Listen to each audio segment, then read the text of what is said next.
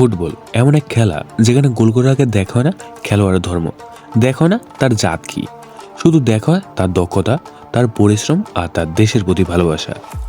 ঠিক তেমনই বাংলাদেশের ফুটবল ইতিহাসে কিছু নাম আছে যারা হিন্দু ধর্মাবলম্বী হলেও তাদের প্রথম পরিচয় ফুটবলার, দ্বিতীয় পরিচয় বাংলাদেশি। আজকের এই ভিডিও তাদের নিয়ে, ধর্ম নয় প্রতিভাই মুখ। তবুও অনেক মানুষ জানতে চান বাংলাদেশের হিন্দু ফুটবলার কারা, তারা কোথায় গেলেন, কেমন তাদের সাফল্য। আর তাই আপনাদের আগ্রহের সেই সমস্ত তথ্য আমরা তুলে ধরছি শতভাগ সঠিক তথ্যের আলোকে। বাংলাদেশের ফুটবলে ধর্ম কখনো বাধা হয় না। বাংলাদেশের ফুটবল জগতে যারা উঠে আসেন তারা ধর্ম, বর্ণ, পটভূমি ছাড়িয়ে যান। ফুটবল মাঠে তাদের পরিচয় শুধু একটাই, জাতীয় দলের যোদ্ধা। কিন্তু অনেক দর্শক আছেন যারা জানতে চান আমাদের দেশের হিন্দু ধর্মাবলম্বী কোন কোন ফুটবলার আছেন। এই জানার আগ্রহ একেবারে স্বাভাবিক। হিন্দু মুসলিম নয়, যে কেউ দেশের পতাকা বুকে পরে আলাদা গর্ব তৈরি করেন। আজ আমরা জানবো এমন কিছু নাম যারা মাঠে যেমন আগুন ধরিয়েছেন ঠিক তেমনই দেশের হয়ে সম্মান এনেছেন। সুমিত সোম বাংলাদেশের ফুটবল জগতের অন্যতম জনপ্রিয় খেলোয়াড়। বাংলাদেশের ফুটবল ইতিহাসে সুমিত সোম এখন বেশ জনপ্রিয়তা লাভ করছেন। তার দৃষ্টিনন্দন খেলা সবাইকে মুগ্ধ করে। এরপর আছেন তপু বর্মন, যে নামটা আজ বাংলাদেশের ফুটবল মানে একটা শক্তি, একটা দেয়াল, সে হলো তপু বর্মন। তিনি একজন হিন্দু খেলোয়াড়, কিন্তু তার পরিচয় তার থেকেও বড়। তিনি জাতীয় দলের অন্যতম সেরা সেন্টার ব্যাক, বসুন্ধরা কিংসের অন্যতম গুরুত্বপূর্ণ সদস্য। বাংলাদেশের ফুটবলের সবথেকে ধারালো ডিফেন্সিভ পারফরমেন্সের তালিকায় তপুর নাম সবার আগে। তার বল কন্ট্রোল, ডিফেন্স লাইনের শৃঙ্খলা আর ম্যাচ রিডিংয়ের ক্ষমতা বাংলাদেশের বহু ম্যাচ বাঁচিয়েছে। তারকাখচিত এই ডিফেন্ডার শুধু ক্লাব লেভেলে নয়, জাতীয় দলে তিনি ছিলেন ক্যাপ্টেন হিসেবে দায়িত্বশীল। তার খেলার ধরন শান্ত, ঠান্ডা মাথা কিন্তু ধীর। বিশ্বনাথ ঘোষ বাংলাদেশের ফুটবলে যাকে বলা হয় পরিশ্রমের প্রতীক। হিন্দু পরিবার থেকে উঠে আসা এই ফুটবলের পরিচয় কিন্তু ভিন্ন স্তরে। তিনি বাংলাদেশের রাইট উইং ডিফেন্ডার হিসেবে বহু ম্যাচ ছড়িয়েছেন। দৌড়, গতি, আক্রমণ থামানোর ক্ষমতা সব মিলিয়ে তিনি বাংলাদেশের ডিফেন্সে একটা বড় ভরসা। বসুন্ধরা কিংস তার প্রতিভা চিনে তাকে প্রথমে বড় সুযোগ দিয়েছিলেন এবং তিনি প্রমাণ করেছেন যে তাকে বেছে নেওয়া ভুল ছিল না। রজনীকান্ত বর্মন বাংলাদেশের ফুটবলের ইতিহাসে রজনীকান্ত বর্মন এক ঐতিহাসিক নাম। দীর্ঘদিন জাতীয় দলে খেলে বাংলাদেশের ফুটবল অবদান রেখেছেন। তিনি ছিলেন দারুণ ডিফেন্সিভ লিডার।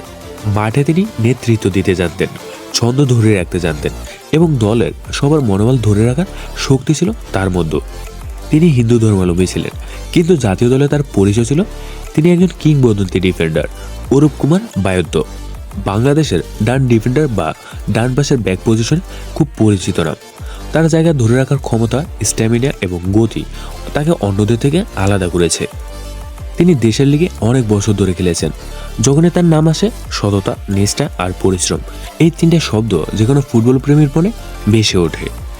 বিপ্লব ভট্টাচার্য বাংলাদেশের ফুটবল ইতিহাসে গোলপোস্ট টেনিসে একসময় যে নামটা ছিল খুবই জনপ্রিয়, তা হলো বিপ্লব ভট্টাচার্য।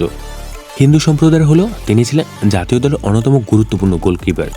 অসাধারণ রিফ্লেক্স, ডাইভিং ক্ষমতা এবং গোল বাঁচানোর দক্ষতা সবই তাকে আলাদা পরিচিতি দিয়েছে।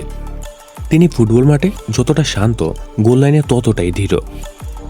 কেষ্ট কুমার বোস বাংলাদেশে অনেক ক্লাবে খেলেছেন এবং তিনি যে দলে খেলেছেন তার ডিফেন্স লাইন শক্তিশালী হয়েছে।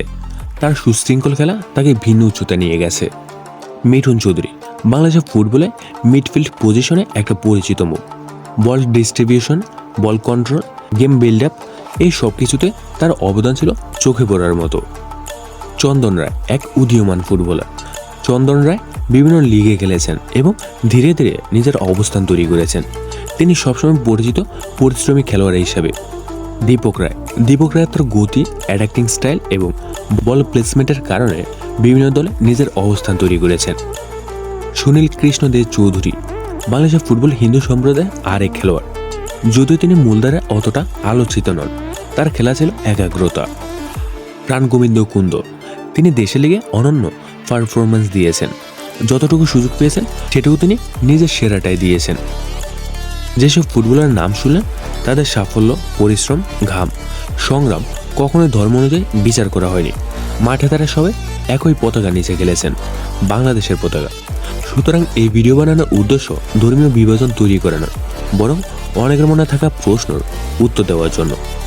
ফুটবল মাঠে কোনো ধর্মই চলে না, শুধু চলে প্রতিভা, চলে পরিশ্রম, চলে দেশের প্রতি ভালোবাসা। আর তাই আজ যে হিন্দু ফুটবলারের নাম বললাম, তার পরিচয় শুধু এটি যে তারা বাংলাদেশের গর্ব। ধর্ম তাদের পরিচয় একটা ক্ষুদ্র অংশ হতে পারে, কিন্তু ফুটবল হিসেবে যে সম্মান অর্জন করেছেন তা কোনো ধর্মকে নয়, তাদের প্রতিভাকে প্রতিনিধিত্ব করে। বাংলাদেশে ফুটবল এগিয়ে যাক, এগিয়ে যাক সব সম্প্রদায়ের খেলোয়াড় নিয়ে, কারণ আমরা সবাই এক জাতি, এক পতাকার মানুষ।